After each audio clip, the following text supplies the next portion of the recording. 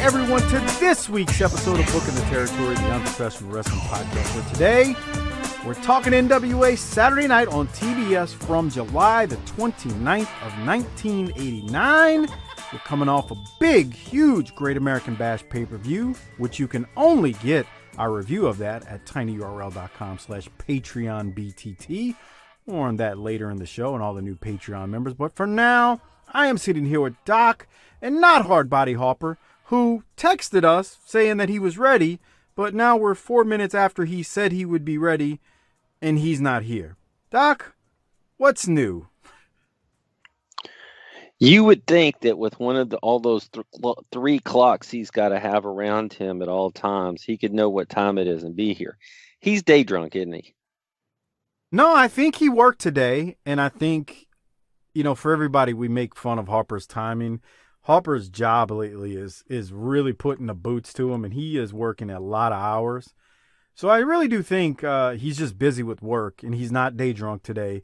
And he texted us saying he'd be ready, and I just think I think he was just stressed out with work, and he probably went and took a dump, right at the time that he said he needed to record or would record, and now he in the process nervous. of dumping.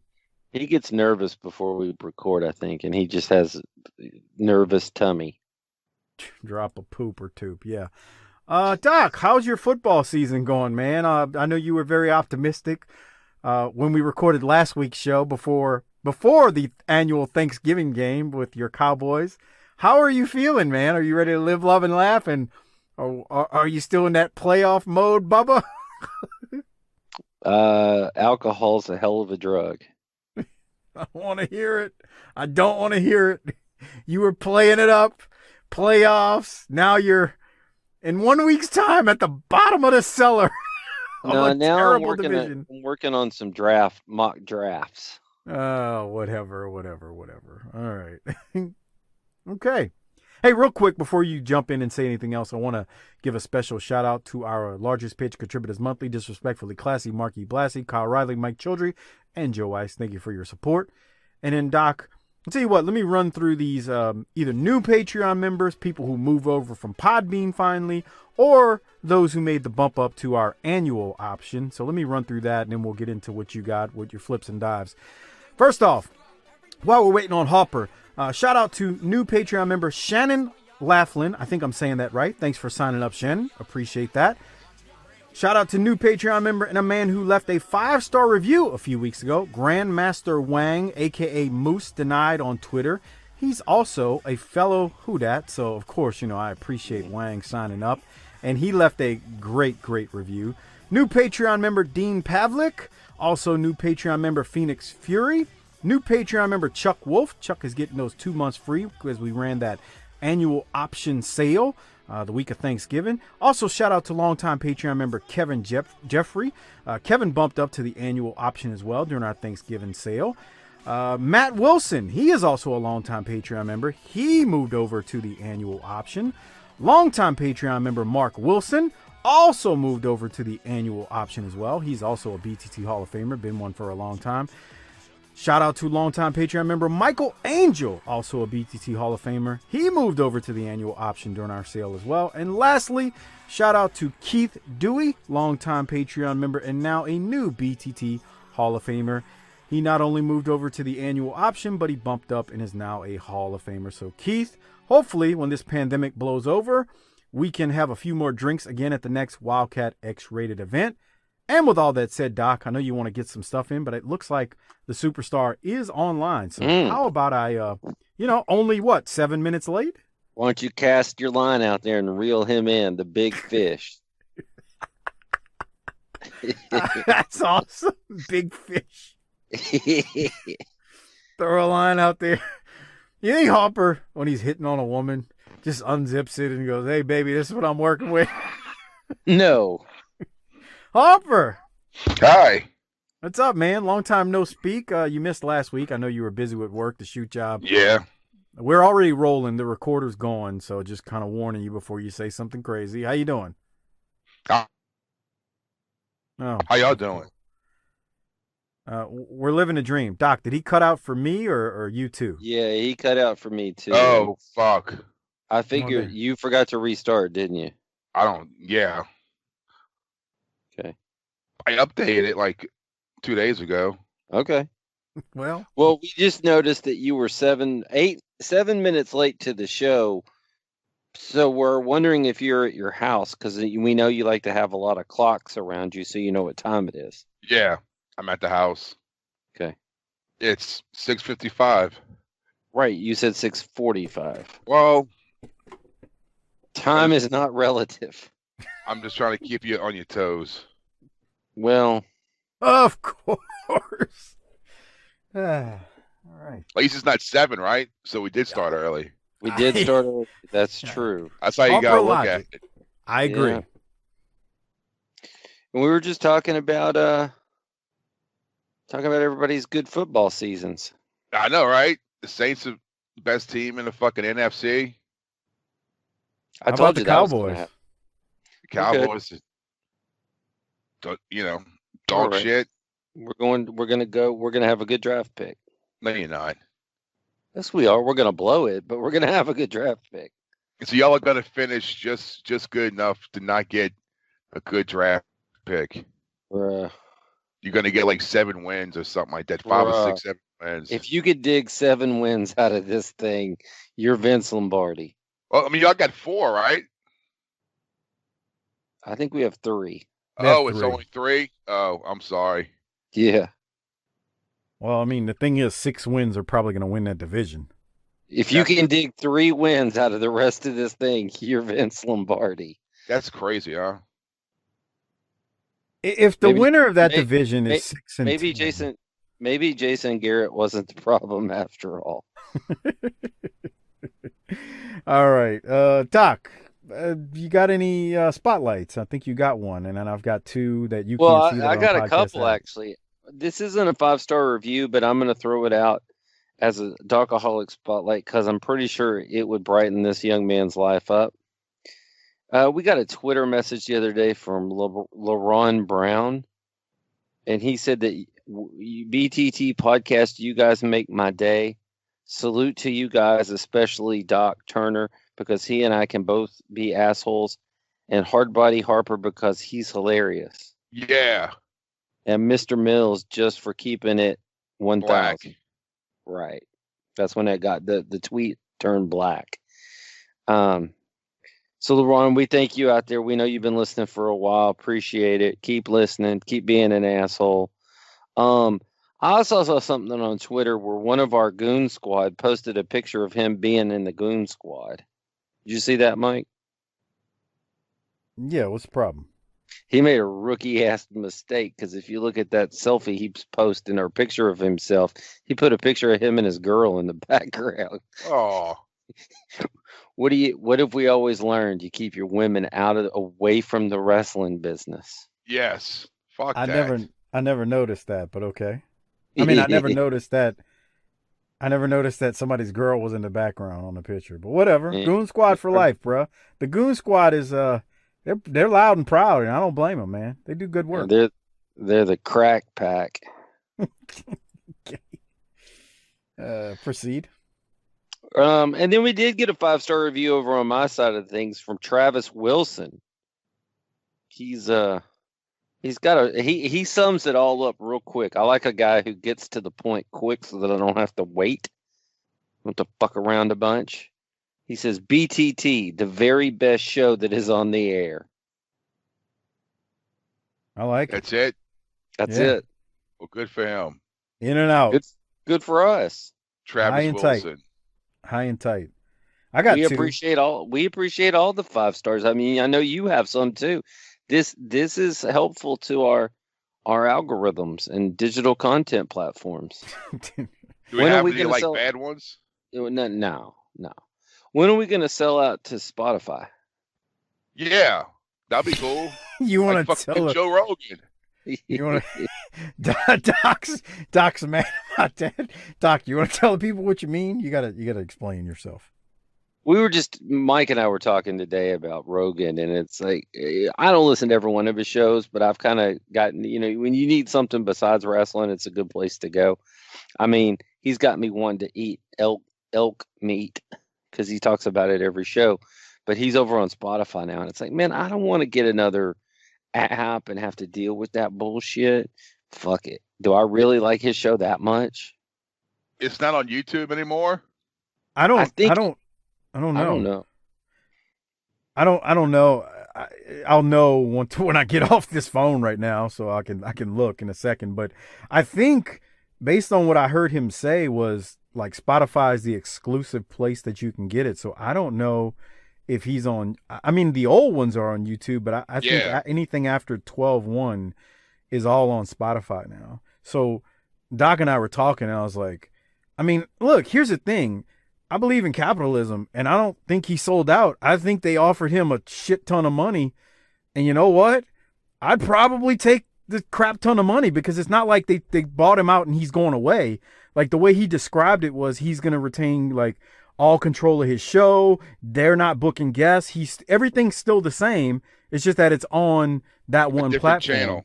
Yeah. Basically, yeah, a different channel. So, I mean, you know, if somebody came and offered the three of us a few $1 million and was just like, look, it can only be on Spotify. You know what? I would sell dick pills. Right. I would sell dick pills. I would have mattresses on here. You could order through. I'd be telling you to watch out for trains. Oh yeah, Magic Spoon. Magic Spoon. 23 Skidoo on the hereditary things. Whatever it is. I mean, if you're trying to advertise your toxic waste dump, we'll take you in. I don't care at that point. Really. But if someone offered that much money, I'll sell out. Fuck yeah. You'd be stupid not to. The thing, to repeat, we're going to keep the artistic so basically what we're telling you people is that we're going to right now retain the artistic integrity of the show, because nobody's offered us enough to compromise that yet. Yeah. Well, that's the thing. According to him, he doesn't have to change anything. Are you saying we're as big as Rogan? You goddamn right. I'm pretty sure some consultants would listen to us and have some changes, a list of changes. Why? Well, first of all, you don't show up to work on time. All because I'm black. Hey, I'm like Mike. And we're not popular enough to pull that racist nonsense to talk. That's nice, Harper. That's fucked up. Yeah, it is. It's a British dog. Let me get my 5 stars out the way. So we got 2 on the Podcast Addict. Remember, you can review us on Podcast Addict too. We got 1. He says, goes by Northwest BTT Mark. He says, ladies and gentlemen, and whatever other godforsaken species may listen to this show, if you are reading this, congratulations for stumbling upon the best wrestling podcast on the internet today. No ads, no bullshit, just great wrestling content and commentary that will bring you back the best memories of your childhood and have you rolling with laughter. Thanks to Harper, Doc, and Menace for all you do. Be blessed and be a blessing. From Northwest BTT Mark. All right, that's a good one. And one more from Hot Raj 1974. He says, such a great podcast that Conrad Thompson is ripping it off. Hashtag no kidding, bitch. Let's talk about that. You know, it took. I'm not talking about nothing. I'm talking about it took 3 or 4 years for that guy to realize he had like gold sitting with him with the history of wrestling, and now he's going to do the classic sling. Did you see that tweet, Doc, that I retweeted from the BTT page? I did not. I've been busy lately. Yeah. Okay. Let me pull it up. God, I'm not on. I mean, we're only sitting here with Tony Schiavone. Maybe we should talk to him about some of the best wrestling that's ever happened. Now, yeah, really. Huh? We'll do WWE 2010 Judgment Day pay-per-view for 3 years and then get to it. Wow. Okay. We'll do WCW Nitro in 2000 and then we'll get to it. For the record, I got nothing against Conrad. I don't either. I listen to his shows, but it's like he's been sitting on the gold. That ain't cool. All right, real quick. Roger Rutherford at RA Rutherford at RA _ Rutherford 74. He says, At WHW Monday, which is Tony's show, Twitter handle. Tony, we love you. I love your idea to cover 1986 JCE. I think he means JCP. I hope you guys do as well as BTT.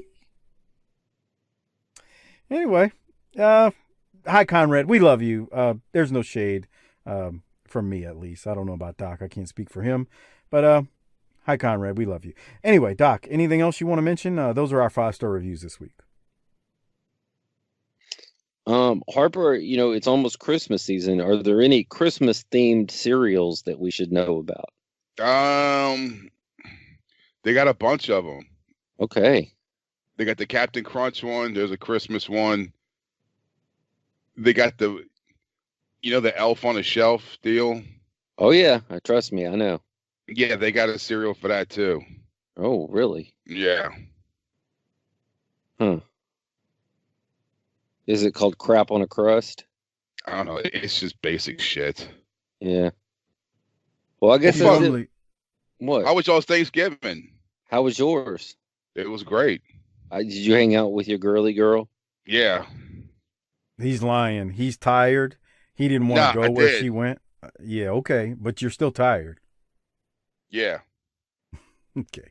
Then we had to go to her aunt's house afterwards and wait for her grandma and the old people to leave. Did you wear a mask? Yeah, wore a mask. All right. He was coughing up Corona. What's up, Auntie Karen? Well, that shit wears you out going to 2 fucking houses. You damn right. I'm glad I don't have to do that. This is my day off this fucking week, and this is the shit I gotta fucking do. Fuck these pilgrim motherfuckers. Fuck.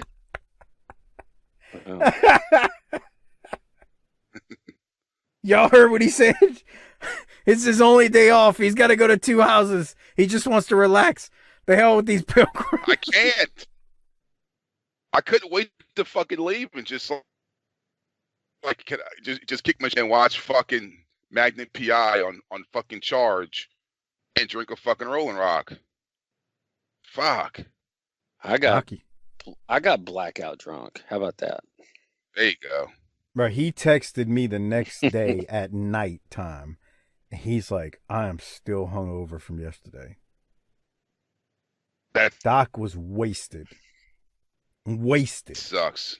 Yeah, I stayed up late too. That's another one that gets you at our age is you need to go to bed at the same time when you're our age because that'll help with the hangover. So that's some advice for all of you out there. I found that I can almost drink as much as I want and not have a hangover as long as I go to bed at about the same time. But I stayed up late and I drank like over 20 beers. I know. And he's alcoholic. He drinks like 7 nights a week, y'all. He's constantly drinking beer. And he's in denial that he's an alcoholic. He's in denial. That's nice. Why do you want to label people? Yeah. Because you're an alcoholic, man. You don't like it when we label you. He's a functioning alcoholic, okay? That's right. And you don't like it when we label you. Yeah. I don't care what you do, but I'm telling you, you're an alcoholic. Why? What is your definition of an alcoholic? Because you drink multiple drinks at least 6 days a week, if not 7. Well, that's not bad. He's not getting fucked up, though, right? I don't know about that. It depends on your definition of fucked up is, because the alcoholic never wants to admit. He's sitting there looking at him. That don't mean nothing. He's a functioning alcoholic. To be fair, I am drinking a lot more than I used to before Rona because there's just not as much to do. I'm stuck in the house. Like when you're out, you know how it is when you got youth sports and school events and different shit going on. You got to run errands. You can't be all crocked, half crocked. But when all you got to do is you're working from home still, you just get off work and like go sit in the living room. It's easy to just drink, man. Yeah. And I ain't missed a day of work. I ain't missed a day of virtual school. So you need to climb down off my dick, motherfucker. Fucking loser. Yeah. He's talking about you, Mike. That's Talking to nice. you. All right, y'all want to talk some wrestling now, so we're not here all night? Yeah. Right. There's not a lot in this show, so let's hit it. Yeah, they're really. This show is pretty empty. I want to make sure you can see my screen first. Can you see the? Can see a hawk on a hog. All right. So again, we are talking tonight, July 29th, 1989, NWA Saturday Night on TBS. We are coming off the heels of the Great American Bash pay-per-view. So again, if you want to access our review of the pay-per-view, the only way to do so is to go to tinyurl.com/PatreonBTT and sign up there to get access to not only the pay-per-view, this pay-per-view, but all of the pay-per-views we've done for the NWA, along with the Clash of the Champions and whatnot. They're all there, along with 200 plus, probably over 300 now episodes on Patreon. Hey, y'all need to get over to Patreon and listen to that, because Mike and I both got in trouble for that shit. Oh boy. So you want to tell the people why we got in trouble? I'm sure they'd want to know. So Mike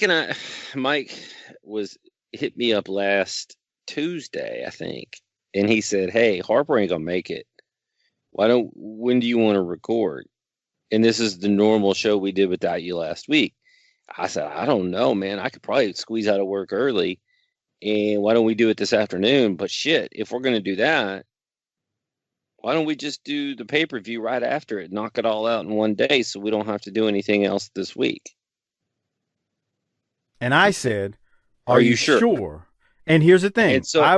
I said, I'm sitting there working, and Mrs. Doc was home, and I said, "Hey, is that cool with you? It's going to take a while. It's going to be a while, but we can knock everything out." "Oh, yeah, that's no problem." "All right. I'm good. Let's go." So we did last week's Saturday night plus the pay-per-view, and we recorded for 4 hours. Jesus Christ. Well, it was about 3 hours and 45 minutes, I think. It was 3 hours. Enough. It was 3 hours and 50 minutes. Right. But you would have thought we were in here being Buddy Landell with other women and all the drugs. Doc got in trouble. That's nice. I was like, I told you we were doing 2 shows. Each show's almost 2 hours. 2 plus 2 is 4. We got out in 3 hours and 50 minutes. We did better than we should have. But yeah. You know how that goes. You're just in here with that wrestling podcast. Fuck. It drives them up a wall. And you got a hateful text while we were on from the other room. Yeah, she's in the other room talking about everything all right. Yeah, I'm fine. I'm just doing what I told you I was going to do. I mean, I'm doing better than Rick. He just got misted by Muda, but I mean, what do you? Yeah. So there were some promos being cut, and Doc texted me like 4 or 5 times after. He's like, "Bro, she's hot. She's cutting promos." Oh yeah, I'm in here just staying away from the family, and I mean, even if it's true, you can't say it. That's nice. You're ignoring your family to do this dumb wrestling shit. That's right. But go ahead. Go ahead. No, go ahead. I was just saying that may be true, but at least I don't have to go to 2 Thanksgivings. Well, yeah. It was the Tuesday afternoon before Thanksgiving, so they weren't doing a damn thing either. And the next day, you and I got put through the ringer getting everything ready for Thanksgiving. Right. So like we were just trying to knock it out that way. Wednesday and Thursday, we wouldn't have to do anything, or Friday, and Doc got a massive promo cut on him. But that's how it went down. Yes. So right now though, we're going to do NWA Saturday Night from July 29th, 1989 on the heels of that pay-per-view, which was very good. But you got to go to Patreon to get access to the review at tinyurl.com/PatreonBTT.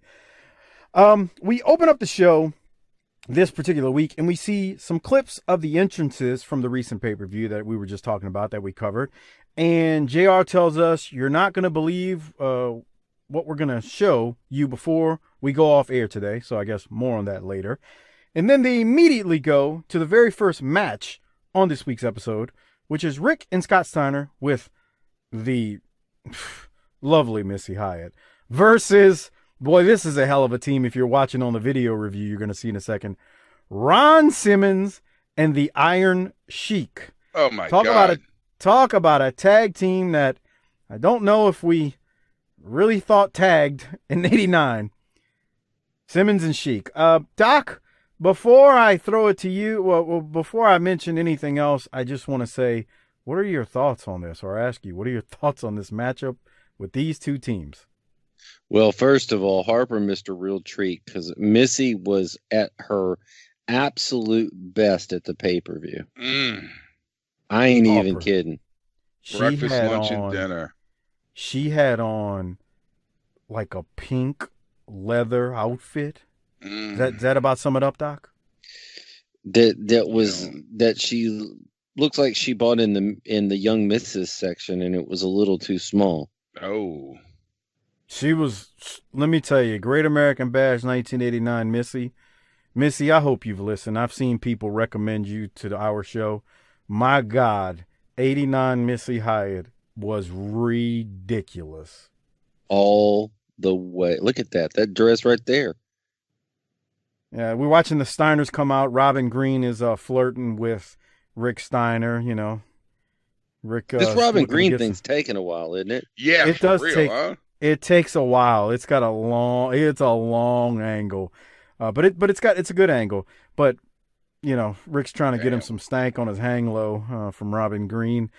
Now, Doc, you were talking about the pay-per-view, but anything on this match with this just Simmons and Sheik tagging? This is a main event anywhere in the world. Is it? Bruh, the one thing I kept thinking about when I watched this is, can you imagine? Hold on. Can you imagine Sheik and Ron Simmons tagging up on a 1989 rack? Come on. That's nice. Is that all you think about? Is that all you think? Come on. I'm just like, I can see these two, like, you know, pulling something from the bar, and they just seem like an odd tag team, and even an odder tag team with the Rat. Something. This is something else, though. Pulling something. Is that what you and Chris Adams used to do? Whoa. Wouldn't call it that, but okay. Look at Ron Simmons sell that clothesline by Scott Steiner. Anyway, thoughts on this match, Doc? I'm making a joke about these two, but seriously. Well, the one thing that really stood out to me is that we definitely see more of the Sheik wrestling than we did last week. That too, but remember when I told you, see, Harper wasn't here last week, and Harper kept saying, "Where's Sheik?" I said, "I don't think he's gone," and I was right. We know he stays under contract for a while, but I knew he was going to wrestle again, or at least I remembered.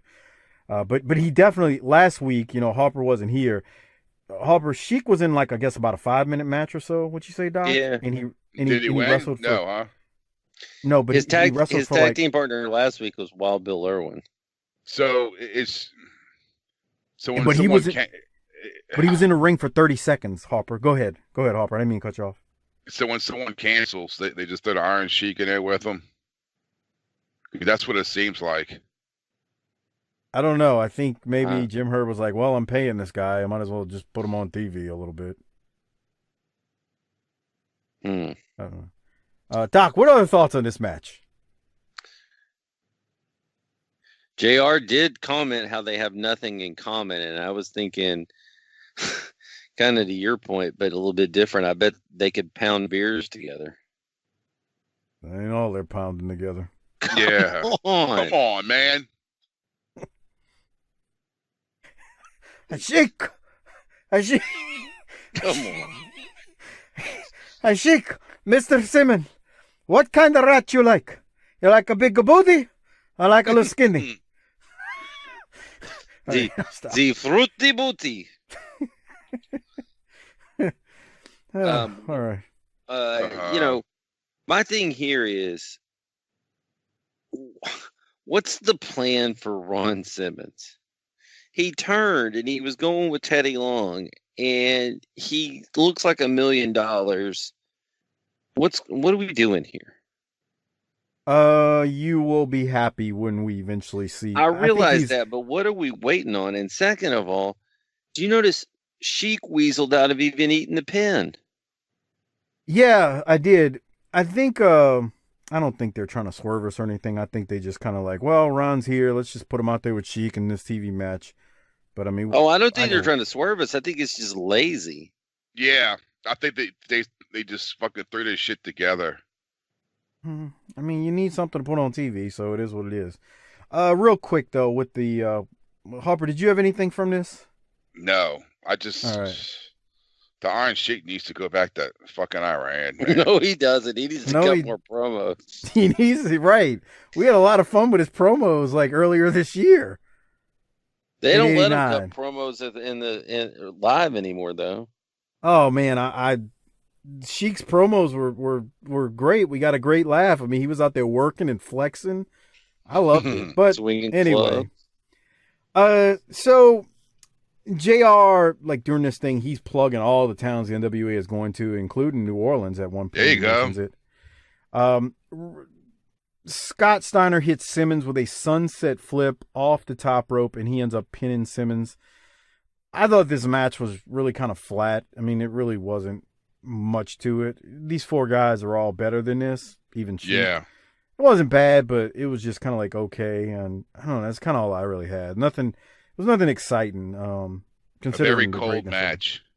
Yeah, it really was. You think Rick Steiner's like, "Hey, Herd, when are you gonna let me pound Robin?" That's nice. Come on, Doc, grow up. You do know he's Kevin Sullivan's wife, right? You're right. Yes, that's why I'm like, grow up. Why? Jesus, I don't know. Okay, let's keep it. That's where we decide. That's where we decide after 5.5 years to grow up. Okay. No, we decide all the time to grow up. We just never do it. You know what I'm saying? Oh, okay. Yeah. I had some guy complaining to me in email this week. He's like, "And I tuned in for the show for the first time ever, bruh. And you know what you did? I mean, you guys sat there and just BS for like the first 20 minutes, dude. I mean, what the hell, man? I just tuned in to hear about some wrestling." Well, if you listen long enough, you get to be part of the show, and we enrich your life, and you learn about the characters, and you can learn all that if you were too busy fucking the fuck off. All right. The Dr. Pepper cream soda. We don't have any fucking sponsors. Agreed. The Dr. Pepper lost cream. y'all. Did you? We're back. Hey, Mike just told us some guy hates our small talk and wants us to just cover wrestling. So do you think you could give us the not color commentary? Harper, give us play-by-play on this match. No. Who in the fuck wants to listen to that shit? Right. Bro, go somewhere else and listen to that. Right. There's so many other podcasts where you can hear that shit with people like they try to fucking act like they know what in the fuck they're saying. Go listen to that, bro. Like what he's saying is they try to be serious all the time. Right. And they try to think they're fucking experts. Yeah. Because of something that they heard in an interview or they heard on some podcast. I hate people like that, bro. Well, you know, Rick Steiner, he only got paid. How in the fuck do you know?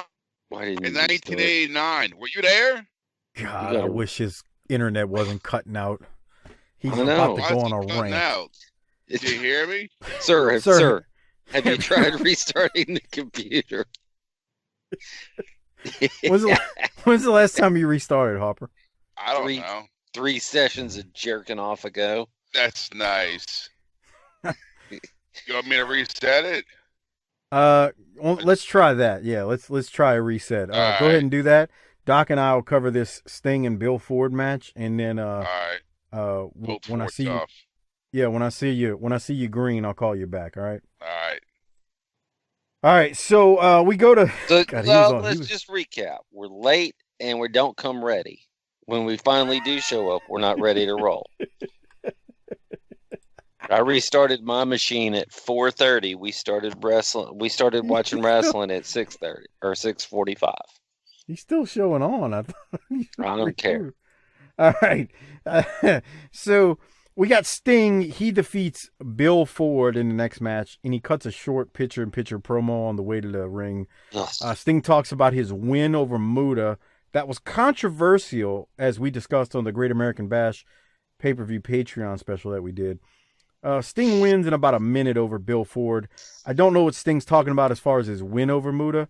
As you and I discussed, and we won't get into the detail, it was basically kind of like a double pin, and I guess we'll leave it at that, right, Doc? Yeah, it was a little convoluted. It definitely was convoluted. That Bill Ford had an interesting look.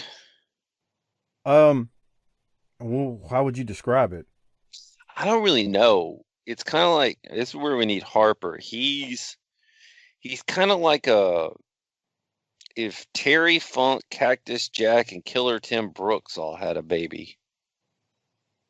I don't think he looks like odd in any way, shape, or form. No, I mean, I like the look. He looks like a legitimate tough guy at a biker bar. And my note is that wrestling needs more guys today that look like that. You know what he looks like? A little bit. Well, I can't say that because he's got tights on, and this won't be true. But he does have that Terry Funk look with the tights and the boots and then the t-shirt. It's the t-shirt and I guess the bandana he had around his head when the match started. Yeah. I think that's kind of what you're looking at. Yeah, Go ahead. Well, and the point there is, you remember back in the old days, we didn't wear t-shirts to the ring. You know who I almost said he looked like, but I stopped because he doesn't really, and I don't want people to be like, no, he don't look like him. Harper. No, if you look at him from like the waist up, if he had on some pants or shorts like they wear now, he almost looks like one of the Briscoes. That's what I'm saying, is he's got an interesting enough look, and in this little sequence there where he misses the clotheslines, he looks good. He looked all right. It's hard to explain. His timing was very bad when he hit the ropes. I'll just say he looked all right.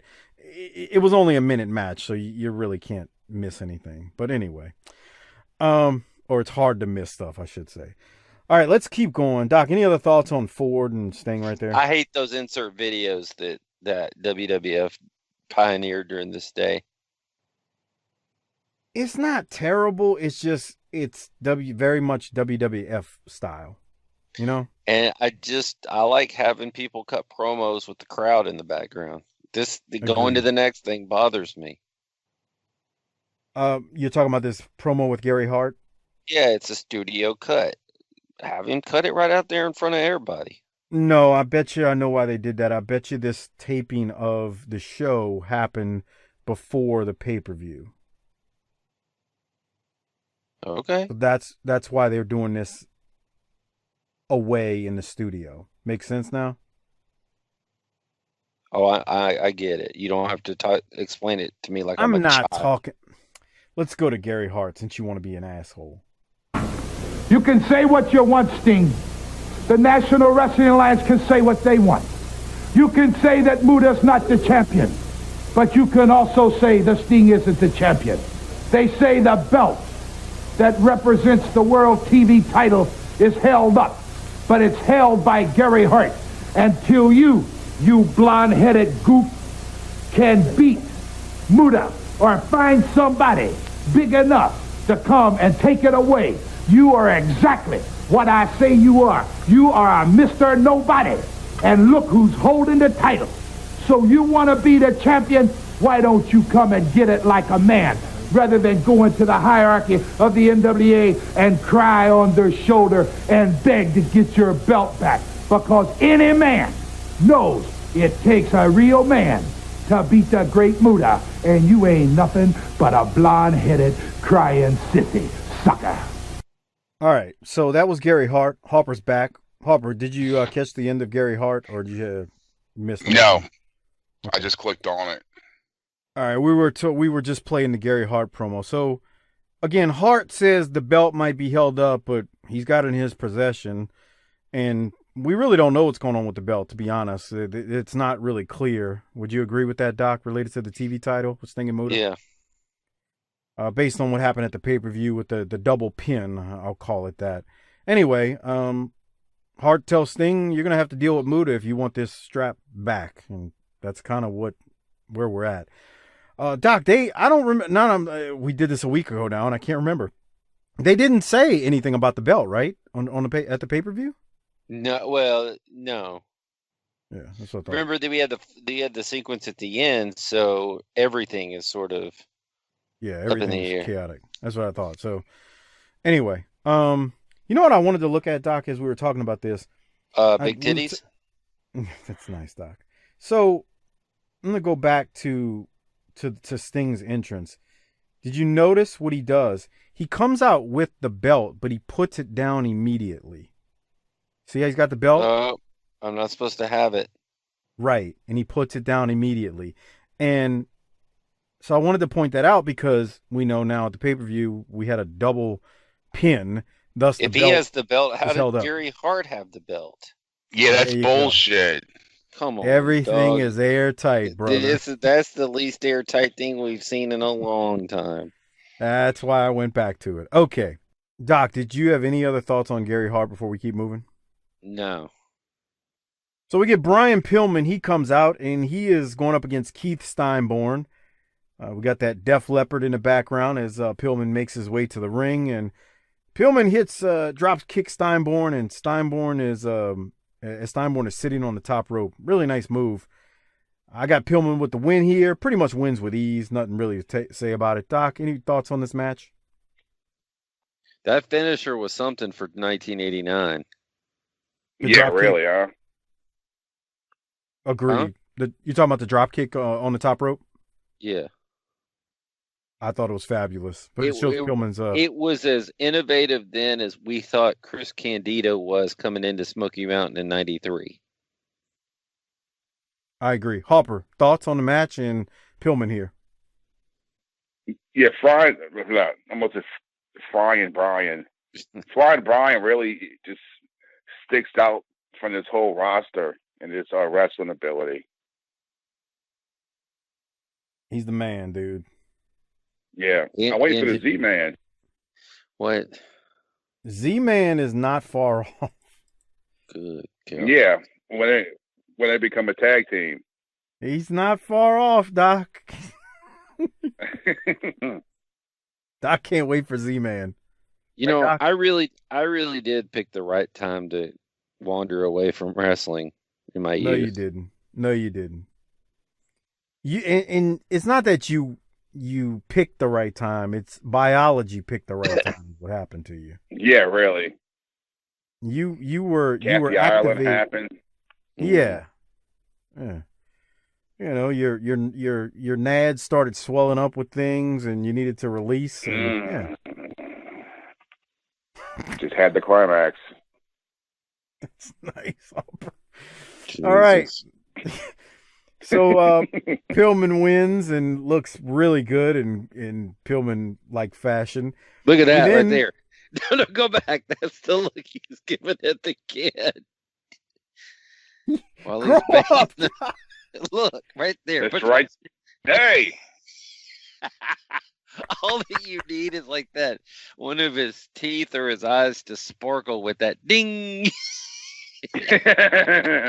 No. Mentos, the fresh maker. Ding. You know what? It's like a close-up toothpaste commercial. Yeah, he was about in that position when he made that smile to the kid. I wonder if he hooked the leg. You're getting this story wrong, you idiot. He was plowing her from the back. Oh. He wasn't in that. While the kid was in the fucking crib. What do you call it? A baby pen. Yeah, in the crib. But that's the look. He's missing. He's not winking, though. That's what would make it better. If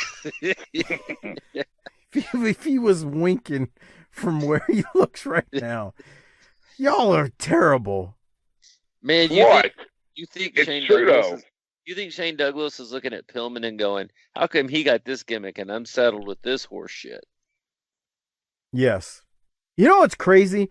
That they are being portrayed or pushed as these quote unquote baby faces, they being the dynamic dudes. And like, it's just terrible. But Pillman naturally in this gimmick exudes babyface. Like, he's not even trying. Like, they're trying hard and it's not happening. But Pillman, he's not even trying and it's just natural. Like, you know what I'm saying, Harper? What's that shit on Steinford's arm? Is that a piece of shit on it? That's a birthmark. That's a birthmark. Oh. You are an idiot. You know what I was thinking about them on a skateboard? You think they would have gotten sponsored by Vision or fucking Tony Alva? Airwalks or something, right? Volterra? Bones Brigade? Right, exactly.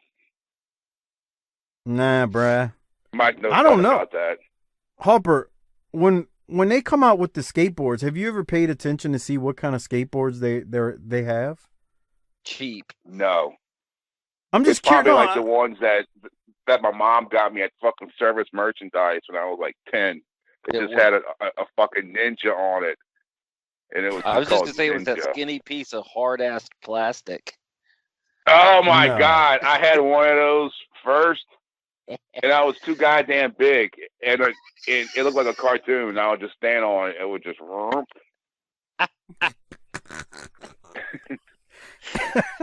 What age was this? Oh, God, like 9. And then my mom got me a wooden one from Service Merchandise that is held like a ninja doing a karate kick on it, and it just said ninja. See, I'm holding off. A real one. I'm holding off on a skateboard for Latrell, but the only reason is when he falls off and breaks his arm, I need to take him to the hospital when it's not in the middle of a fucking pandemic. Well, just give him the pads and all that shit and a helmet. He ain't gonna wear that shit. Come on, kids are soft these days, but they ain't that soft. Harper, you mean you didn't have a Volterra? No, it was like the cheap one you get for like, $10.99 or whatever. At least it was wooden. Gotcha. Okay. Well, shit happens. Wooden with those terrible wheels and bearings and stuff. Yeah, I know exactly what you're talking about. Yeah. Service Merchandise or Gaylords or something like that. They sold that bull crap at in New Orleans. I know what you mean. All right. I mean, every place had the like generic skateboard though. Yeah, they all had skulls on it or a dragon or some shit. Zorlak, dude. Yeah. Well, what they didn't have on it was Pillman staring at us through the camera right now like he was doing that poor Well, that'd be a great... That'd be a great what? That'd be a great tattoo. What?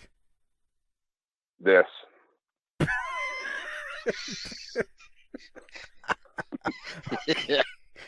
I can't with this y'all. Picture right here. Put that like on your back. Like, what is that? Is that the guy from White Snake? That's fucking Flying Brian Pillman. Look, I even got him tattooed the way he was staring at the kid when he was plowing the mom. What? What's wrong with you? Grow up. All right. We'll keep the show moving. We then go to a couple of promos. Doc, I got nothing from it. It's Captain Mike Rotunda followed by Dr. Death. It's very meat and potatoes, and I don't have anything. Did you have something? I actually thought Steve that Dr. Death wasn't terrible. It doesn't mean that it was good. It just means he wasn't terrible. Rotundo is just, I'm going to take you down and teach you a wrestling lesson. Mike Rotundo looks like he's going to fucking rehab in this. He does look a little Look at his eyes. Yeah, and his hair's all fucking messy. Captain. Look at him. It was very meat and potatoes, and Dr. Death is meat and potatoes too. And yeah, that's all I got. All right. If there's nothing else, we'll keep it moving. We go to Ricky Steamboat, who defeats Big Jim Bryant. They do another one of those picture-in-picture promos. Harper, you had stepped away, and then we recalled you back because they did a picture-in-picture with Sting, too. Doc had said, that he hates this WWF-style picture-in-picture BS. What are your thoughts on this picture-in-picture type promo? I don't mind it. I think if they keep it short and sweet, so it doesn't take away from the match too much. He grew up on WWF. Everybody, don't listen to that. If they keep it to like 10 or 15 seconds, it's short. I will say this about them, the way they're doing it now. If you're watching it on our video version. Remember when they were in the studio and they would do it and they would cover up half the ring? I don't like this. That's just too big. Well, at least they're not covering up half the ring. Is that what your girl said Thanksgiving night?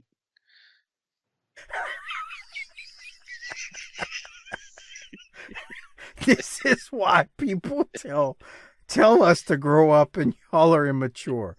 I don't like this. It's too big. Harper, did we lose you? Oh, where'd he go? I think there's been a solar flare over the state of Louisiana, dude. Did he mute himself? What did he do? Jesus Christ. Maybe he had to take another dump. Did you buy, for the love of God, on this recording, note the commercial before this match that says on the main event this week, the main event is Tommy Rich versus the Sheik. I saw that. I was gonna save it till the end. Okay. There's Harper's breathing heavy now. I don't know what happened. I just fucking unmuted the headphones. It said call lost. I don't know, bro. Oh, that sucks. The cell phone disconnected now. All right. Well, can you hear us on Skype now? Yeah, this is fucking Bush League shit. It's your internet. Doc, do you want to ask him what you were asking him a second ago before he cut off? It is the internet because it keeps like coming and going. The last thing you said before you got knocked off was, "I don't like this. It's too big." And I asked you if that's what your girl said on Thanksgiving night. That's nice. I think Mike got worried that the fucking night before. Yeah, you were too stuffed from stuffing to stuff her turkey. Did you stuff her turkey Wednesday night or Thursday night, Harper, or both? Oh, Wednesday, because I got work on fucking the next day. Oh, so you were up real late on Wednesday night, just plowing away. Yeah, because that was a good thing. Because I was like, "Oh, I'm off tomorrow, so might as well do some fucking." Right, exactly. Gotcha.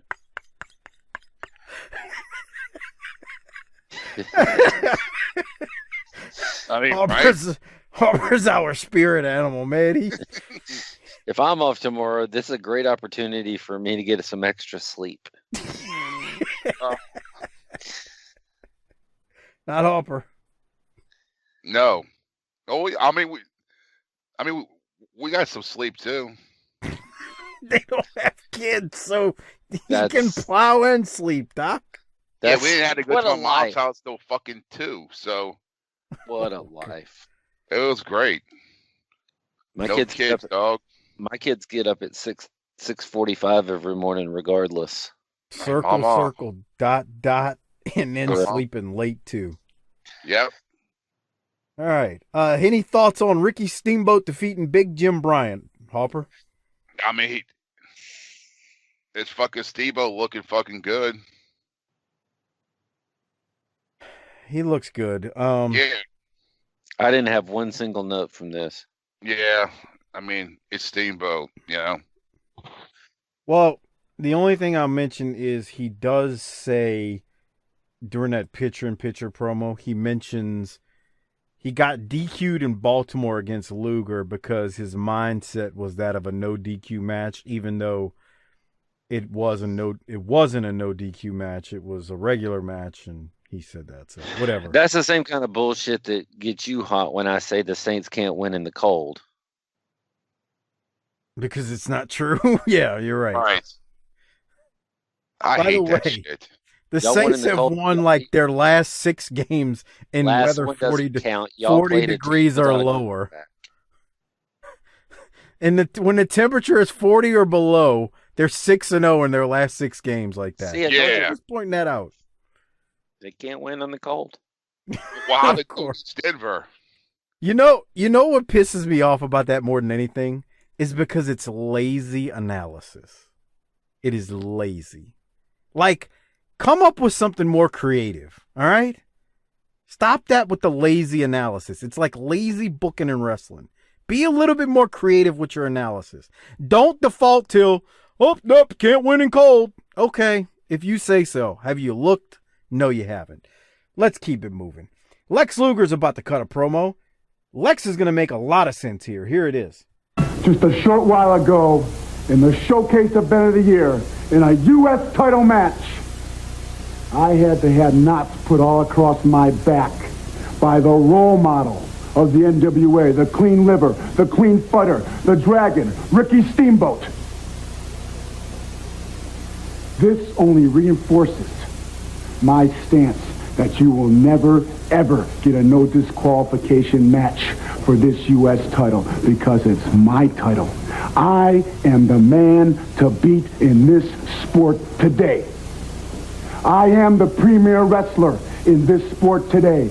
And I'm not going to have anybody trash a $1 million body with a $3 chair than any island, any arena across this country, Ricky Steamboat. This only reinforces what I've said all along. And Ricky Steamboat, hell is going to freeze over before you get a no DQ match for this title. I thought Luger Who's made that? sense. Who's Eddie and Dick? That feels like a rib. Doesn't that sound stupid? Eddie and Dick. It sounds like a TV show. Doc, you got to explain what you're talking about here. Because you just Wild randomly Bill blurt that and out after a Norman. Luger promo. Well, I mention it so that you can describe it. Okay, so after the Luger promo, which, by the way, I thought Luger made sense. He don't need to give Steamboat nothing. He's the champ. You got yourself DQ'd. You're supposed to be this, spot on or squeaky clean baby face, but you're the one who got DQ'd anyway. So after the Luger promo, they go to this, they show the NWA main event graphic that's going to be on Sunday night at 6:05 Eastern. And it literally says this match is someone named Eddie and Dick versus Wild Bill and Norman. Yeah, God. Doesn't that just sound like shit? Eddie and Dick versus Wild Bill and Norman. Could that be Eddie Guerrero and Dick Murdoch? Well, who's the Eddie? It's got to be Dick Murdoch, right? Well, who the fuck is it? Yeah, tell us. They got last names? I mean, no one... It never just says Art and Tully versus... Fuck. It's a good question. There's a site that has all the results on it. I bet you Eddie it's on and that. Dick. Who the fuck? Keep going, Doc. I'm going to look it up. Okay, well, Luger was good there, and he did explain why he's not going to give Steamboat what Steamboat wants. Do you blame him? Steamboat was crazy, dude. Yeah. And that... Luger is really making some sense lately, huh? And he looks like a super dick with that hair in a ponytail behind him. Yeah, really. Which is a nice move since he's trying to be a heel. He was really good at the pay-per-view, Harper. He put on his working boots. For the second straight pay-per-view, he was good. Luger's maybe my favorite wrestler right now. So y'all, you were right. One of them is Dick Murdoch, but it's Eddie Gilbert. Why don't they say that? Yeah. Right. It feels like it would have. I guess they're out of. They don't have enough space on the graphic. But that's fucking bullshit, bro. You're goddamn right. Just Harper's put mad. Gibson and Murdoch. Yeah, Eddie. it would make sense. They should put. It should be the last names. Right. Gilbert and Murdoch versus Wild Bill and Norman. So it was Eddie and Dick versus Bob and Steven. Boy, that main event episode that they're referring to on the next day, July 30th, 1989. Listen to this card. You're gonna laugh. You're gonna laugh at two of the matches. You're gonna laugh at the first match, I should say. The Ding Dongs versus Fred Avery and the Enforcer. Great. Jesus Christ. Evidently, Paul Lee was on commentary during that match, and he was just ripping the Ding Dongs a new butthole. There were interviews with Funk and Flair on that episode, and of course, we're going to talk about this in a little bit. Tommy Rich versus the Iron Sheik is the main event on that week's episode, I believe, or maybe it's not. Maybe it's Dick Murdoch and Eddie Gilbert versus Norman the Lunatic and Wild Bill. John Ayers, according to these results, it looks like he managed Murdoch and Gilbert. That's 49er John Ayers, the 49 San Francisco 49er player. He's still around? Yeah. There's a lot of crap going on like these main event episodes that like we never talk about and we never see because they never show it on obviously this show. But yeah, there's some crazies. There's all kind of weird stuff going on. Anyway, that's Eddie Gilbert and Dick Murdoch versus Wild Bill and Norman the Lunatic on the July 30th, 1989 episode. Okay. Harper, did you have any other thoughts on Luger? I mean, he sounded great, and it was no lie. Yeah, I agree. I thought he was spot on. Spot on. All right, we'll keep moving. We go to the next match on this week's show. Dear God, help us. There he is. Norman the Lunatic, Sid Vicious, and Danny Spivey with Teddy Long versus Tommy Rich, Davey Rich, and Johnny Rich. The Party Patrol. The Party Patrol in a cokehead versus That's nice. Norman in the Skyscrapers. I feel I've said this a million times on this show. I feel bad for the Skyscrapers, especially after that pay-per-view. We won't say why, Doc, but the patrons know because you and I talked about that during the show. But I feel bad for Sid and Spivey. I feel like they're being done wrong, even though I'm not big fans of theirs. This is just dumb, tagging them with Norman against the Cokehead and the Party Patrol. And I love the Party Patrol. Nothing against Davey Rich and Johnny Rich. They're good kids. The other guy, he can get in an airplane and it can fall out the sky for all I care. Doc, your thoughts on this? This is hot garbage. The fuck? Yeah. It was boring. Do I need Norman the Lunatic in the ring with Tommy Rich in 1989? You don't need him fucking anywhere. Right. He is the key to victory. Silva sent me a message and said, he nailed it finally. I couldn't figure out what Teddy Long looked like, but he's like, why does Teddy Long dress like a parking attendant in 1989 during this Or period? a bathroom attendant. Yeah, like he's gonna spray some fucking shitty cologne on you. Come on. I hate those motherfuckers, bro. Oh, God. You know what they remind me of? When you pull up to the red light and there's like the homeless guy on the corner and you're just like looking at him like, fuck. And he's just looking at you like, hey, fuck. He wants $1 from me. Fuck. Right. He's getting ready to do whatever he can to work me out of this dollar. Yeah. And the only place I go that had a bathroom attendant was the strip club. So why would I give you $1 when I can give it to Chastity up on stage 4? Yeah. She's going to show me her hand butt. him that paper towel. She's going to show me her butthole. What are you going to do? Okay. That's Harper, nice. Hey, I'm just saying. Harper, you know the first time I think I saw anyone in a bathroom like that, I believe, was that the House of Blues, maybe? Yeah. The House of Blues had them. Yeah, they used to have them back in the day. And that dude put his hand out. I'm like, the hell are you looking for, bro? Like, give me 5. I mean, I was like 21 years old. So, there's stuff you just don't know. And I'm like, this dude looking for a tip? Like, Yeah, I left him hanging. I ain't gonna lie. Oh, you're a dick. Oh, you just handed me a paper towel. I mean, like, what the? But he has cologne and deodorant sitting there. And So?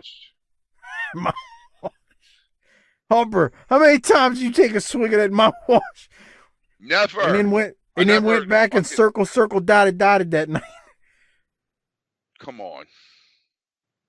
You know I ain't lying. Did you hear JR talking about Bartles and James during this? Yes. Remember when they were like the only wine cooler around? Yeah, remember that commercial with the two old guys? Yep. Yes. Didn't Bruce Willis sing?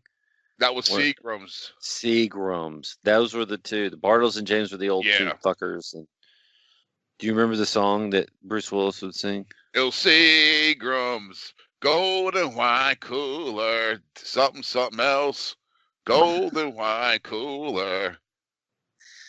When he's on a porch with the band. Yep. I remember that commercial. I remember going to the Saints game that year, and they played that commercial over. I guess there was like the sponsor, and they played it over and over on the Jumbotron thing. Good times. Yep. That's when Bruce Willis had fucking hair. Yep. Like they were like he was probably also finger blasting Sybil Shepherd. Right. From fucking moonlighting. What's wrong with you? What? Finger blasting? What are you, 12? Finger blasting. That's what it's a super power. Son of a bitch! I mean, what the That's Doc's finisher. No. That's Doc's finisher. I come off the top rope. The top rope. The finger blaster. That's it. No one gets up for the finger blaster. Hook the leg. We get the kid. It's all she wrote. Jesus. All right. God. The... All right. Doc, you said it. This match. Any thoughts? Besides, it's boring. No. Dude, they go for a while. Yeah. God. They put them out there and told them run the clock out. This match made me miss the Sheik and Simmons versus the Steiners. This match made me miss fucking Thunderfoot. Ooh, good one. Thunderfoot from 85. Dude, it's just Norman the Lunatic should not be anywhere around this. Nothing about him says, this guy should be on a major cable network. And look at him sitting in the corner of the ring right now with the shirt. What the fuck is he doing?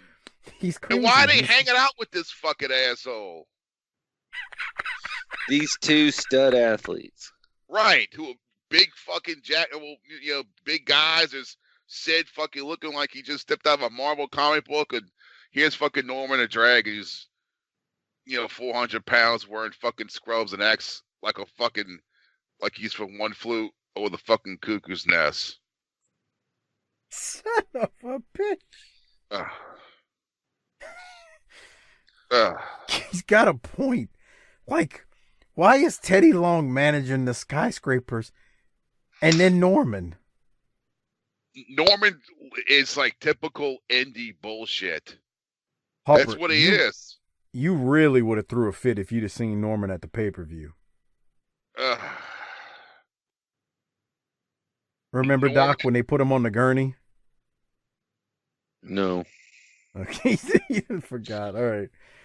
Yeah, I've got nothing. This match goes on forever. Like they really did like put them out there and go, okay, eat up some minutes for us, brother. Here's the thing. We're recording this before the pay-per-view, so we can't really do anything in the ring or in front of the people. We'll cut some promos and splice them into the episode.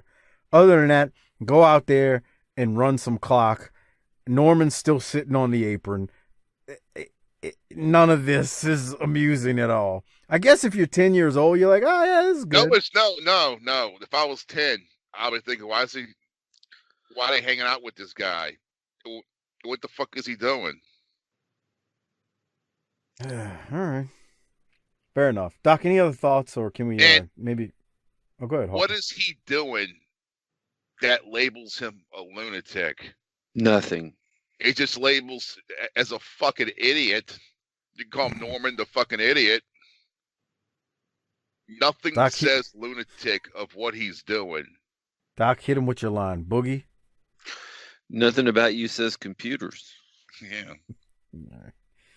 Well, the match finally will end. It's a popcorn fart. Norman, wait, I just realized Norman's in the background scrapping with Tommy Rich. Look at that in the background. Good God, help me, please. As the skyscrapers pin Davey Rich with their powerbomb maneuver. God help me. Norman and Tommy Rich are throwing blows. I wonder how much cocaine they did in the back after that nonsense they just pulled off. All right.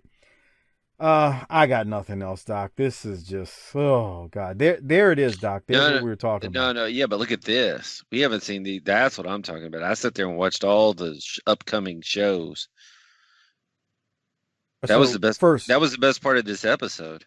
Well, I said it earlier. We're going to talk about it. Tommy Rich versus the Iron Sheik. You said you had some thoughts, or you wanted to ask me about it, Doc? No. Oh, you didn't? Okay. What do you think about that match? Not much. Nothing. I watched all the upcoming. We're going to be in this town and this town. Let's see that. Okay, who had the filthier rats, though? Rich or Sheik? Sheik. Sheik. Probably Sheik. Really? I think so. I don't know, man. What kind of broad do you have to be in 1989 to be hanging out with a sweaty Iranian? Right. That was a thing back then. Cocaine make you do a lot of crazy stuff, man. Oh, yeah, it does. But he's not the only one holding. Yeah. He's not the only one in this main event holding. Jesus Christ. The Sheik and Tommy Rich. Oh, my God. All right. So let's go to the scroll that we were talking about here. Both opponents have stopped wrestling. They appear to be emptying a vial on the mat.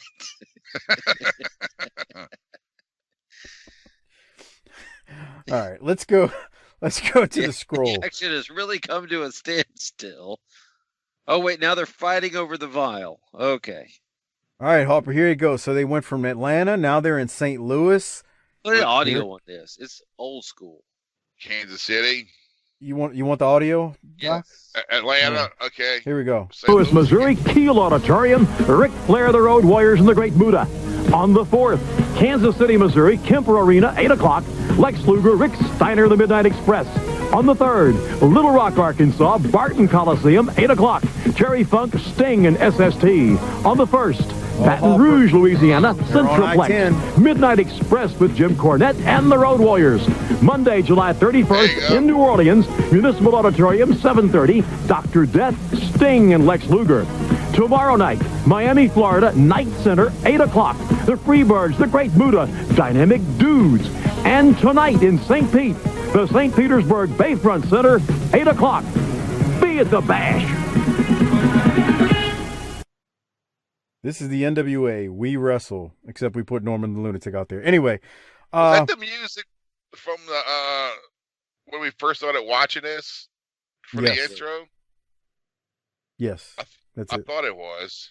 Yep. That's it. But Harper, when you were watching this back in the day and Mama. Baton Rouge popped up, you knew it was next. Mama. You knew it was next. next. Christopher, I'll ask your dad for the allowance money early. Yeah, my dad would take me to this shit. I was probably when was that? July of 89? I was probably there. That's what I thought. I had a feeling you might have been there. Yeah. You think you were there though, for real? Yeah, for real. Because that's the municipal. A whole bunch of those matches. Yeah. Yeah. Either my dad would take me or my friend Randy, his dad would take us. All right. On that note, we do have one more promo before we close out this week's episode of Saturday Night. JR is going to throw it to a promo with Terry Funk. Let's hear what Terry Funk's got to say. Again, he's not in center stage. They're shooting these promos off-site somewhere at a studio or backstage. Hell, who knows? Maybe they did it at the Bash. I don't know. But he's not there, so here it is. Championship Wrestling, Jim Ross back here with you. This past Sunday was a tremendous day for the NWA. But I think we all saw that what happened between Ric Flair and Terry Funk in the match, for you that were lucky enough to see it, did not end that situation. Well, that match did not end the situation. To make a comment, here is what he said about Ric Flair. I'm Terry Funk. I want to make a plea to you simple-minded people to look after the animals in this world that are almost becoming extinct. I'm talking about the whales. There's only a couple of 100,000 of them. I'm talking about the wolves, where there's just several thousand of them. I'm talking about the polar bears in Alaska. I'm talking about the whooping cranes. And I'm talking about the most endangered species in the world. What is that species? The most endangered species is a funker. That's what I am. There is just one of me. You see, I am an individual and I am an athlete. Nobody owns Terry Funk. No organization, no corporation. I do what I want to. And I told you people, it wasn't going to be the glory days in Baltimore. It was going to be the gory days. And that's exactly what they are, is the gory days. I took Ric Flair and I beat on him and I took away his pride. I took away all of his honor. The only thing that I didn't get from Ric Flair is that NWA World Championship belt. And that is exactly what I am going after. You see, I do what I say. Whenever I say something, I mean it. So you simple-minded people, watch me become the new world's heavyweight champion. Quite obviously, ladies and gentlemen, the situation with Nature Boy Ric Flair and Terry Funk is far, far from over.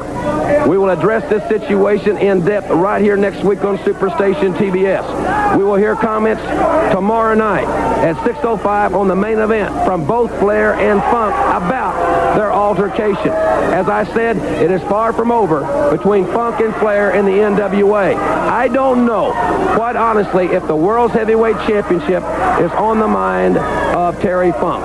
He wants to put Flair out of action. It's a reciprocal feeling, I can assure you. We'll have Ric Flair and maybe Terry Funk live in this studio next week here on the Superstation. But remember, tomorrow night we will hear from them in some pre-recorded comments on the NWA main event. For our whole crew, I'm Jim Ross saying thanks for being with us, and so long, everybody. All right, so, Doc, your thoughts on Funk right there. It wasn't bad, but it wasn't his best. Yeah, my note said it was okay. Everybody, it was okay. Everybody on this show feels like they got high before it went on. Okay. It's just dull. They were running the clock out because they recorded this before the Bash. I'm telling you. That's not my problem. Yeah. I'm just telling you. And I'm just telling you, that's going to reflect in their grade. Well, real quick, before we go to that, Harper, just so you know, July 31st, New Orleans Municipal Auditorium. Tell me if this rings a bell. Eddie Gilbert pinned the Bounty Hunter. If you would have been there, Scott Steiner pinned Rip Morgan. He used a Frankensteiner. They had they recorded a Danger Zone segment. Sting and Steve Williams defeated Terry Funk and Terry Gordy via DQ. Wow, that seems like that'd have been pretty good. The crowd chanted during that match, "Funk ain't shit." Funk ain't shit. Y'all are a classy bunch of people down there. Yeah, That sounds about right. At the Municipal Auditorium. Yeah. And evidently these matches aired on, let's see, these matches aired for, this is confusing the way it's set up. on the main event show on 8/6 of 89, according to this. Maybe I'm wrong, but Mike Rotunda versus Steve Dane. Bobby Eaton and Stan Lane defeated Jack Victory and Rip Morgan also. So there was some oh, Jesus, NWA tag champs Michael Hayes and Jimmy Garvin versus Shane Douglas and Johnny Ace. Ugh. You have the attendance. It's not listed. They don't have the attendance listed. Do you remember when you liked Michael Hayes? I don't hate Michael Hayes. I don't like Michael Hayes on commentary in the NWA during this time. I don't know how many times I have to tell you that for it to sink into your thick fucking skull, but I don't hate Michael Hayes. Oh, seems like it. Let me tell y'all, though, the attendance during this time period is very much all over the place. And what I mean by that is the records I'm looking at, it like they were at Miami, Florida on July 30th, the night before, at the Night Center. Doc, maybe you can Google real quick where the Night Center is or how many people it holds. They did 2,800 people in the Night Center. Now, the Night Center sounds like a small building. I've never heard of it, but my point being, they did 2,800 there. But I was looking earlier in the either month or year, I saw a card where they were at the Dorton Arena, which is one of the old JCP hot, buildings that were real hot. You hear Corny talk about it all the time. And we've actually seen some Saturday night TV tapings from there where that building's packed. That's the one that's got the windows up high and it's got a real unique kind of look to it. Well, like they only had like 4,000 in the Dorton Arena. And that's not a lot for that building. Now, it sure does beat 1,000 in the damn Silverdome, but that's neither here nor there. They were in Philadelphia on July 22nd of 89. They only did 3,000 there. That sounds like a small crowd for the Civic Center, but again, it's still nothing I think beats freaking 1,000 people in the Silverdome. You're never going to, that set the mark as far as I'm concerned. Well, it held about 4,600. It's that convention center building. Remember the Night Center? Yeah. That we looked up before. Yeah. They did a clash there then. Right, yeah. It's the same building. Okay. So yeah, they did that wasn't too bad then. I mean, what, 4,600, they did 2,200. I mean, I guess that's all right. I mean, their attendance is all over the place. Like they went to the Boston Garden July 8th. 4,800 people at the Boston Garden. That's not terrible, but 48. That's the old Garden. I mean, obviously not the one that exists today. So like, they're not like horrendous, but it's also not great. The Omni on July 2nd, 6,800. That's not horrendous, but it's not what it was just a few years earlier. That's like 68. That's maybe a little over half full. Yeah. Yeah. Like, I mean, Pittsburgh, PA Civic Arena, 3,566 on June 25th of 89. I don't understand why who's ever writing the checks didn't go, hey, man, what the fuck's going on here? We're fucking losing money. Well, at this point, I do know how that happens. Doc, you want to explain to Harper why when a corporation's running things, maybe things like that kind of slip under the... Right, that's what I'm saying. Why can't... Hey, man, this isn't fucking working out. Let's book in smaller buildings. Doc, you got any thoughts on that? Why corporation isn't bringing that up? Doc, did you disappear? I had to do a little bit of repair on my headset. Don't worry, I didn't shove it up anything, so you don't have to send me another one. But it's a two-parter, and it got unplugged, and so I had to do a little bit of work, make sure it was unplugged. And did you hear Harper's question? No, I didn't. So my headset was unplugged. I don't know how much clearer I have to be about that. Okay. Harper asked, I was reading some of the attendance, and you've got these buildings that are half or less than half full, a quarter full. And Harper said, I don't understand how this happens. Why doesn't somebody go, hey, what the hell? And my response was, well, you've got a corporation running it at this point.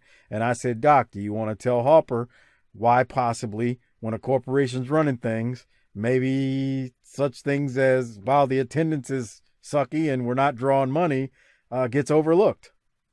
When you're part of a large corporation, this could be a tax write-off. It could be so small that nobody gives a shit. It could be general incompetence. Could be. It, well, and I think he doesn't want to say what he wants to. Say it. I think the other thing, though, is at this time, this is still Ted Turner's pet. Everybody perceives it as his pet. And you're not, I don't care, in a corporation, you're not going to kill the big boss's pet, no matter how stupid it is. That's a good point. Yeah, but I get that, but why wouldn't he just switch to a smaller building? Something not as small there's another thing. as the local Here's another problem. A lot of older executives in corporations only know how to do things one way. So when the world changes, they can't change with the times. Harper, they are going to smaller buildings. Like on June 17th of 89. They tried the Orange Bowl in fucking 86. Now they're in the Night Center. Well, I was going to say on June 17th of 89, they're in Harrisonburg, Virginia, and it just says high school. 500 people were there. That's sad. That's sad. Boy, They only had 500 people. Listen to this card. Norman the Lunatic versus Steve Casey. Dan Spivey versus Ricky Santana, who subbed for Bob Orton Jr. I haven't seen him in a while. Dick Murdoch versus Mike Rotunda. The Midnight Express versus Butch Reed and Ron Simmons. Wait, Eddie what? Gilbert. What'd you say? Against two? The Midnight versus Butch Reed and Ron Simmons. This is pre that team. Eddie Gilbert versus Norman. Again? Yeah, Norman worked twice. Norman subbed for the Great Muta. And then Rick Steiner versus Kevin Sullivan. So like they are going to small buildings. But then that was on Harper. That was June 17th. The next night they're in St. Louis at the Kiel Auditorium. Everybody knows what the Kiel Auditorium is. June 18th of 1989, 2,227 people. Jesus Christ. I think the St. Louis Blues used to play there. The Kiel Auditorium is a historical auditorium. Right. So, it holds a lot more than 2,200. God, bro. Anyway, I don't know. I was thinking about that as we were talking about just wrapping up this show and the attendance, and when we looked at the New Orleans card for July 30th, 1st, or whatever it was. Anyway, all right, Doc, I know we're starting to run long. We got to rate this thing and hand out some Rolex. Before we do so, quick reminder, everybody, it is the holiday season. Christmas is upon us. At this point, it's really just about a little bit more than 2 weeks away. So please make sure, as of this airing, it's about 2 weeks away, a little bit more than that. Please make sure you use our Amazon referral link. Our Amazon Associates link. It's tinyurl.com/BTTAmazon. A great way to support this show without spending anything extra. If you're already spending money on Amazon, the show gets a little kickback in return. I'd like to thank everybody who used the link during the Thanksgiving sales that they had and Black Friday and all that good stuff. But please consider or continue using that link. Again, it's tinyurl.com/BTTAmazon. Great way to support this show. Also, don't forget, the annual Patreon option is still available. Right now, you get 1 month free if you sign up. It is tinyurl.com/PatreonBTT. If you're an existing Patreon member, you can move to annual and get that 1 month free. But if you want to go month to month, you can do that as well. Again, it's tinyurl.com/PatreonBTT. That is the only way to get our Clash of the Champions reviews, our Great American Bash pay-per-view that we just did. All that good stuff is up on Patreon at tinyurl.com/PatreonBTT. Doc, why don't you rate this thing first? And you said this show is going to pay for it in its ratings. C+. All right. Harper, what are you gonna do? I give it a C. A C I think plus. I'm My with God. Harper. I'm with you. I was gonna say C. Nothing's The happening. only reason why I'm not giving it a C is because it was only 37 minutes long. Yeah, buddy. Always a great reason. If you can go to two people's houses for Thanksgiving, you can sit through 37 minutes of anything. Oh, shut up. I'm with you. I'm giving it a C though. All right, so Doc, who are you giving your Rolex to? I'm dying to hear who you give this Rolex to this week. I'm giving it to that ad with all the local shows coming up. Seriously? Yeah. Seriously. I give it Come mine on. AMW root beer. Sponsors. I'm disappointed. I thought you were going to give it to that. No. The Pillman pinfall and Pillman looking at the kid as he plows the mom. I really who thought gets it that's in who this you were going to area? give it to. No, I like those local ads, man. That took me back. It was nostalgic. The local ads were cool. I'm giving it to Pillman. Who are you giving yours to, Harper? Luger for his promo. Okay. Fair enough. I mean, it is what it is, right? Yeah, you're not going to... this was truly a throwaway episode, man. Yeah. There's really no other way to say it. This was a throwaway episode. All right. On that note, I got to take care of some business before we get out of here. First off, make sure you check out Our Vantage Point, the Retro Wrestling Podcast with Joe Murata and Michael Quinn, the northern version of BTT. Slightly classier, a little bit more professional, but still fun nonetheless. They support us, so please support them. And also check out Mike Pruitt and JV as they do the Bottom Line Cast, which is on the career of Stone Cold Steve Austin. They're also our ECW hosts, part of the JV Goon Squad. The ECW hosts on our Patreon feed, they do our ECW show. So check out their Bottom Line Cast, which is a free show that they do on their own free feed. Doc, you got anything else before we hit the go-home cue? I just figured you'd want to say rest in peace to Pat Patterson, who died today. I'm glad you brought that up because it completely slipped my mind. He's the very first Intercontinental Champion. He's the guy who came up with the Royal Rumble. In all seriousness, you and I were talking about him not that long ago and how we like to give the WWE a hard time, but the one thing that they perfected was the Battle Royal in the form of the Royal Rumble. And you know whose idea that was Pat Patterson. So I also have a feeling he was somebody who was able to talk sense into Vince. Yes, I think so too. Now you nailed it when you say that. Like he's one of the only people you're saying that could actually get into Vince's thick skull and convince him of something. Are you sure you want to do that? And Vince would be like, well, if Pat's saying it, I probably need to rethink it. Great point. Totally agree. But he's up in heaven tonight with his boyfriend Louie, and I imagine they're having fun. God bless him. Ain't nothing wrong with that. Yeah. All right. Harper, anything else before we get out of here? No, sir.